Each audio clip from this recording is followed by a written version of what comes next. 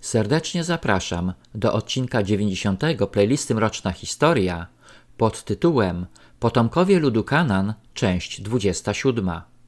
W poprzednim 89 odcinku opowiedziałem o Misznie.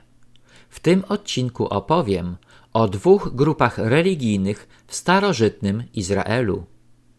Żeby zrozumieć, dlaczego współcześni Rzymianie nie tylko z zapałem czytają Talmud, ale często sięgają do kabały, trzeba cofnąć się do II wieku przed naszą erą, kiedy pojawili się Saduceusze, czyli stronnictwo religijno-polityczne w Judei. Saduceusze byli związani z kapłanami świątyni jerozolimskiej, wywodzącymi się z rodu Sadoka, arcykapłana świątyni mianowanego przez samego Salomona. Dla wyjaśnienia, Sadok był pierwszym kapłanem świątyni Salomona i pochodził z izraelskiego rodu Eleazara, syna Arona. Sadok dążył do wyniesienia Salomona na tron królewski. Jednakże do tronu pretendował również Absalom, który zamordował swojego przyrodniego brata Amnona za gwałt na swojej siostrze. Absalom zbuntował się przeciwko Dawidowi i ogłosił się w Hebronie królem, zajmując Jerozolimę.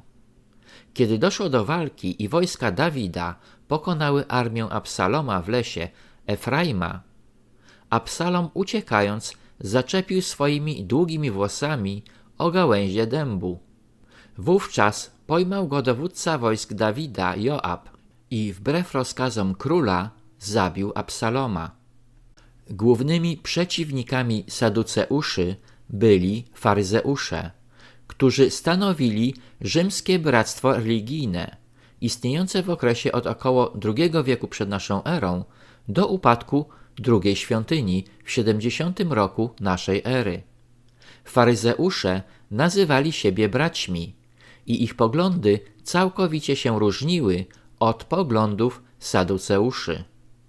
Faryzeusze byli liczniejsi od Saduceuszy i zajmowali niższe pozycje w hierarchii społecznej, mając bliski kontakt z ludem izraelskim, który uważał ich za autorytet duchowo-religijny. Natomiast Saduceusze byli grupą kapłańską i arystokratyczną, stanowiącą większość w organach decyzyjnych. Sytuację tę można porównać do czasów Wielkiej Rewolucji Francuskiej, kiedy przed rewolucją rządzili arystokraci, szlachta, król i kościół. Jednakże zwyciężyła krwawa rewolucja, którą wywołali masoni, podburzając ludność francuską, głosząc fałszywe i utopijne hasła wolności, równości i braterstwa. Różnica polega na tym, że faryzeusze, czyli ówcześni masoni, nie korzystali z haseł francuskiej rewolucji, ale do swoich celów sięgnęli po broń dużo potężniejszą, czyli religię. Masoni zwyciężyli i monarchia francuska upadła, zbierając krwawe żniwa z użyciem gilotyny. I podobnie faryzeusze pokonali Saduceuszy, zmieniając kanon religii rzymskiej, dołączając do tory pisanej talmudyczne prawo oraz kabalistyczne przesądy. Jakie poglądy głosili Saduceusze?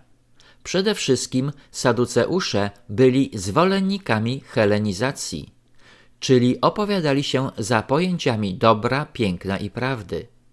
Cenili grecką harmonię, ład, zasady moralne i etykę, jak również rzymską sprawiedliwość i rozumienie prawa.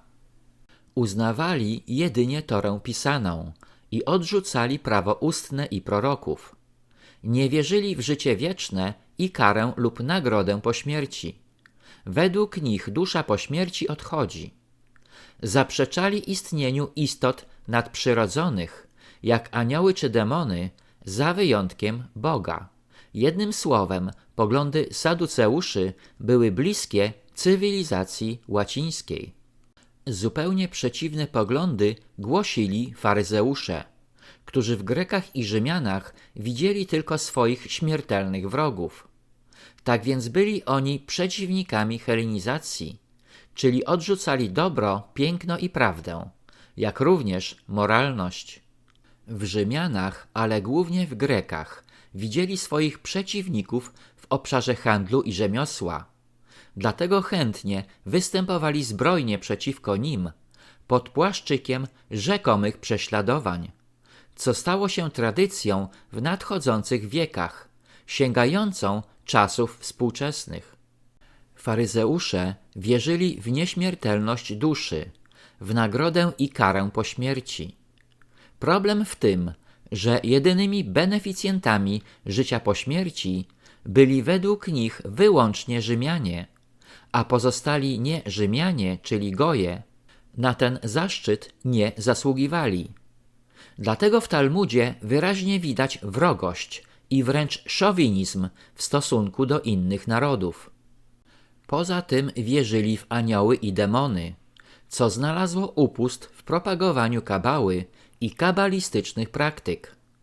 W Nowym Testamencie czytamy: albowiem Saduceuszowie mówią, iż nie masz zmartwychwstania ani anioła, ani ducha, ale faryzeuszowie to oboje wyznawają. Odrzucili również Syna Boga, Jezusa Chrystusa i Nowy Testament, ale o tym opowiem w innym odcinku. Kapłani przedstawieni w Nowym Testamencie to przedstawiciele Saduceuszy, których stronnictwo zniknęło po porażce antyrzymskiego powstania w latach 66 do 70 naszej ery, zburzeniu świątyni jerozolimskiej przez Tytusa i rozproszeniu Rzymian. No cóż, drogę dla współczesnego judaizmu przetarli faryzeusze, głoszący talmudyczne prawa, ukrywające swoją wrogość do Gojów za welonem praktyk religijnych i kabalistyczno-okultystycznych obrzędów, które znalazły poklask wśród zdegenerowanej szlachty, kręgów arystokratycznych, dworów królewskich, a nawet nie ominęły duchowieństwa. Wydaje się, że dość trafną metaforą określającą Saduceuszy jest nazwanie ich dziećmi Boga. Natomiast dla faryzeuszy pozostaje mniej wdzięczna, ale bez wątpienia zasłużona nazwa – dzieci szatana. Powstaje jednak pytanie, czy w czasach Saduceuszy i faryzeuszy istniała inna rzymska grupa religijna i czy reprezentowała ona obrońców Boga, czy też opowiadała się za szatanem. Dziękuję za wsparcie mojego kanału przez Buy Coffee Tu, link pod filmem. W celu rozpowszechniania przekazywanych treści proszę nie zapominać o subskrypcjach, polubieniach i komentarzach. Na tym zakończę odcinek 90, w którym opowiedziałem o Saduceuszach i Faryzeuszach. Serdecznie zapraszam do odcinka 91 pod tytułem Potomkowie ludu Kanan, część 28.